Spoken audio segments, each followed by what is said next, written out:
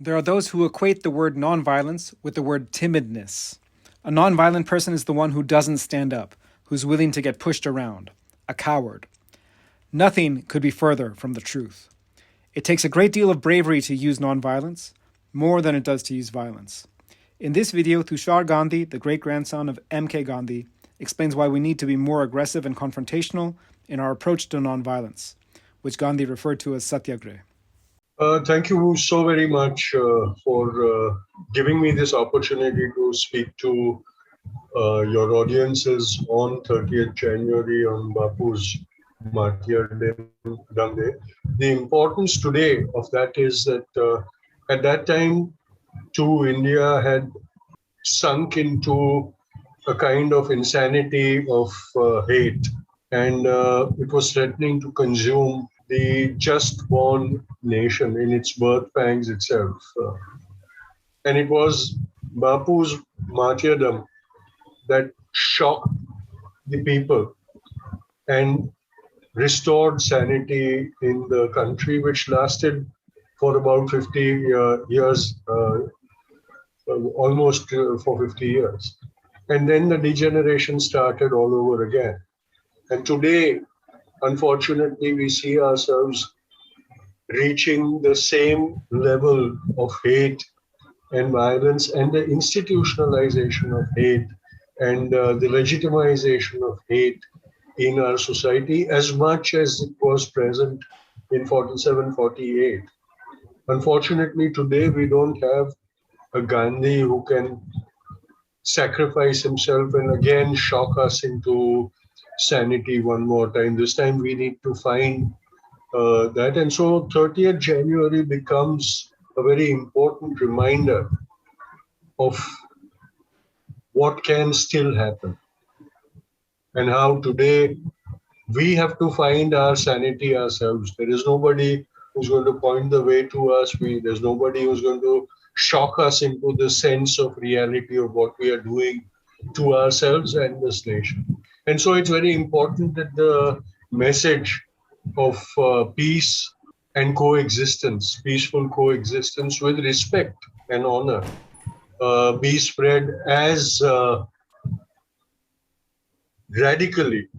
I have now started using that word because to me, liberalism has sort of become another word for weakness. You know, we have liberalism has been too intellectualized.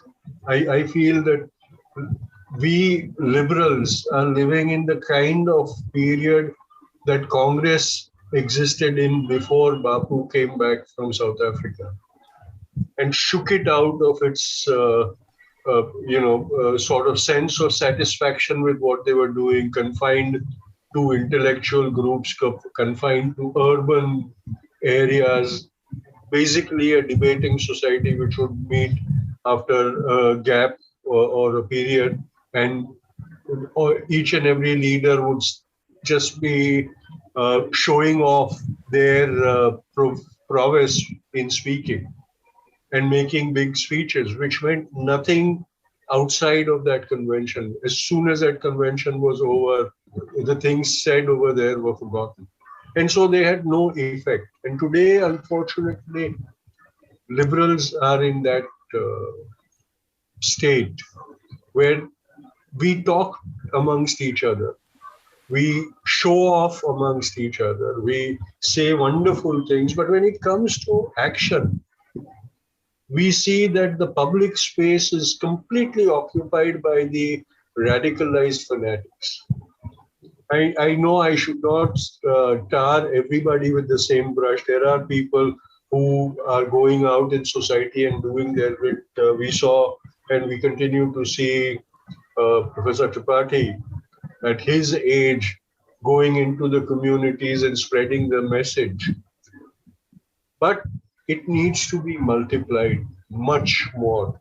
We need to be aggressive in the confrontation with the radicalized lunatics who are now dominating our society. I remember, we used to always laugh amongst ourselves and said, oh, it's a lunatic fringe, they'll die a natural death. they're not going to last, they're not going to survive. The majority is with us. Till we didn't realize when the grounds were pulled from underneath our feet and we are left without any standing in society. The lunatic fringe has today made us a fringe in our own society, and they have become the mainstream. And that's where that day when I mentioned it, I said it will not be enough to just have a flowing stream of love. We need a flood of love to sweep away these lunatics. And now I will qualify that further and say we need infinite tidal waves to destroy the whole creation of this lunaticism that is becoming dominant in our society. We cannot wait any longer. We waited too long. We've allowed them to grow. This beast is now on the verge of devouring us. And if that happens, there is no hope. And as once again, I'll stress on today's date and say 30th January 1948 happened once and saved this nation. It's not going to happen anymore. We don't have anybody of that caliber who can do that. And for the people who are saying it's hopeless, they are like so dominant and against these lunatics, Satyagraha will not work. Remember, Bapu performed Satyagrahas against the perpetrators of Jallianwala Bagh. We like to say that the British were gentlemanly and they treated us with honor and things. The Britishers were the same who perpetrated the massacre of Jallianwala Bagh. And that was one instance. But in the entire period, you look at how they dealt with Indians post 1857. It is said that on the Grand Trunk Road, trees did not bear fruits in the aftermath of the 1857 uprising because every branch of the tree was used as a gallows. And Indian bodies of Indians were left to rot. The bodies of Indians who the British East India Company hung from every tree limb available. These were such beastly people. And yet, Satyagraha worked against them. So there is no reason for us to believe that Satyagraha will not. We are making that excuse because we don't want to face the repercussions of Satyagraha today. And Bapu very clearly defined that. They said, when you offer Satyagraha, you have to be prepared to face the consequences of that Satyagraha. And one of the reasons for Satyagraha is to ensure that your opponent responds in the most brutal manner possible. And through that, win sympathy for your cause. Through your suffering, win sympathy for the cause. Today, we don't want to suffer. We want that, okay, we will perform Satyagraha, but you don't respond. You just vacate the position you are in and allow us to take over. Who's going to do that? There will be repercussions. We need to have the courage to face those repercussions. I don't have that. If arrest is imminent, I'm sure I'll rush to the courts to get anticipatory bail from arrest. But if you're going to offer Satyagraha, then one should welcome arrest. Go to prison and say, okay, beat me up. Put me in solitaire.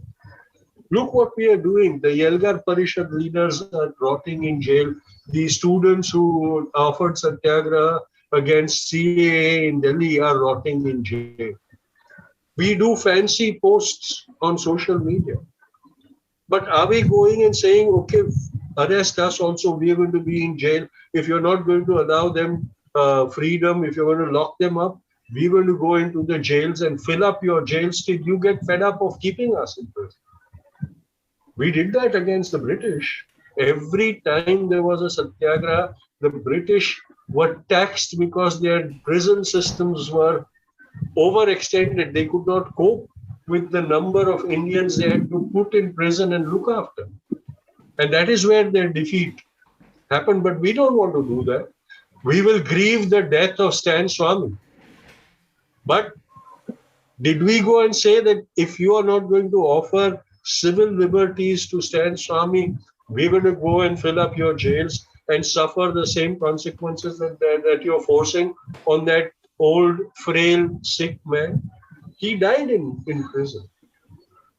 Even I paid him floral tributes on social media to look good myself. But did I go and challenge the government? And the government knows this. The fanatics know this, that none of these liberals are going to stand up for what they talk about and challenge us that way. The day we challenge them, that will be the day they start retreating. And that is where now we have to become aggressive. That is what I'm saying. I'm not saying we should give up liberalism. If we do that, then they will win. But our liberalism has to become activism, translate into activism. It can't be intellectualized. We have to flood. Bapu said that hate can be only conquered by love. And if it is the only remedy, then I say, let there be a deluge of love. Maybe it will work if we were to employ Munna Bhai's tactics of giving Jadoo Ki Jappi to all these people who are going mad with hate. It may look comical, but it may even work. We haven't tried it, so we don't know.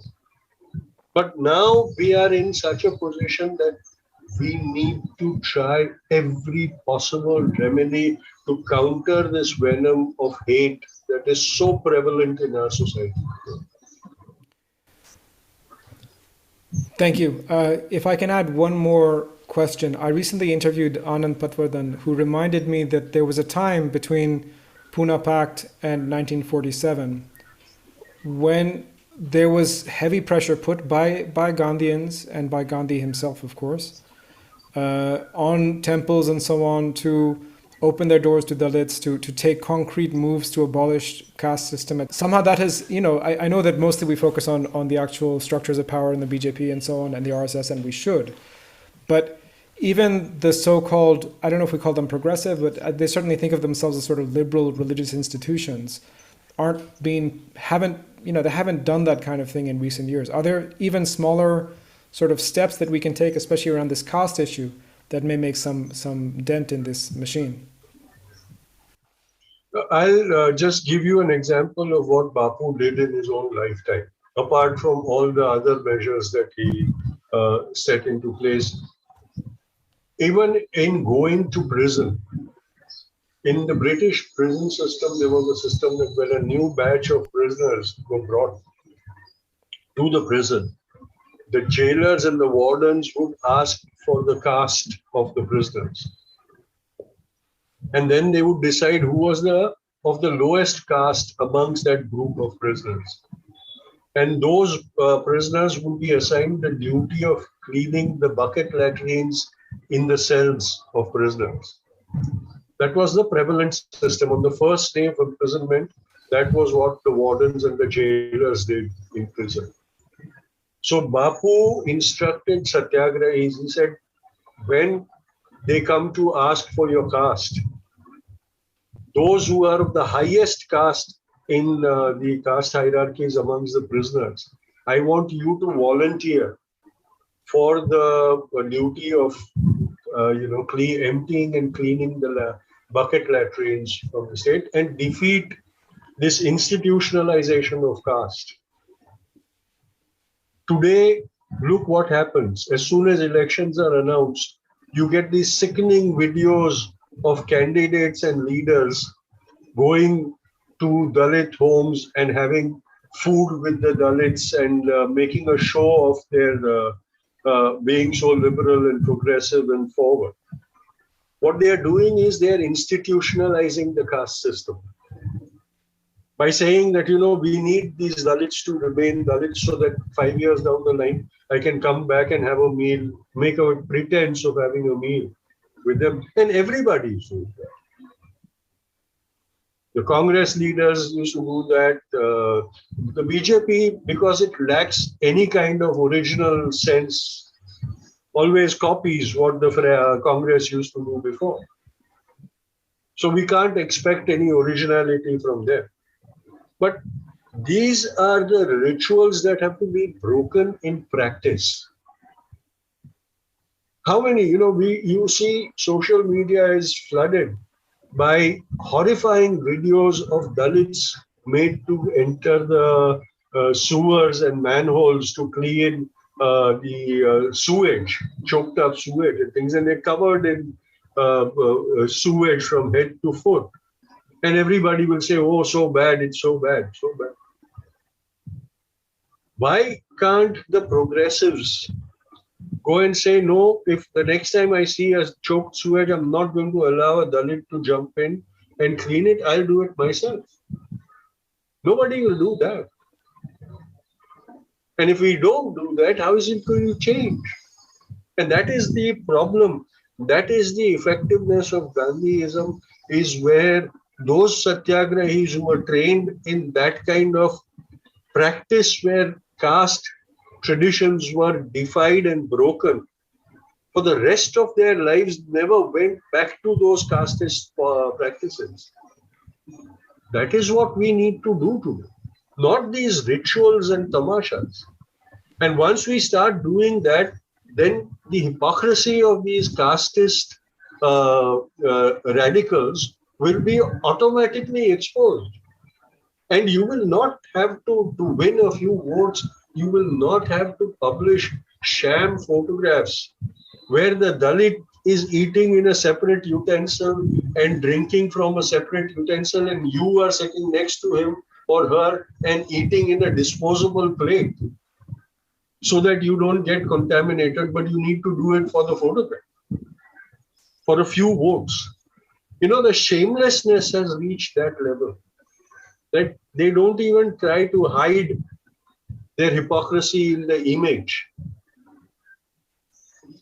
You can see that they are different, that it's all a posed photo of. And they don't feel bothered about getting caught so transparent. Shameless. But the society has become that way, that they get carried away too, because they expect these rituals to be done at election time, and then they say, oh, so nice, we're lifting them up. No, we're not lifting them up, we're pushing them down and telling them that you remain Dalits because it suits me, it benefits me 5 years down the line. You've been listening to Tushar Gandhi's thoughts on the need for a more confrontational form of Satyagraha. Peace Vigil is a peace education organization. If you enjoyed this content, please do remember to like and subscribe. Thanks, and remember, peace needs all of us.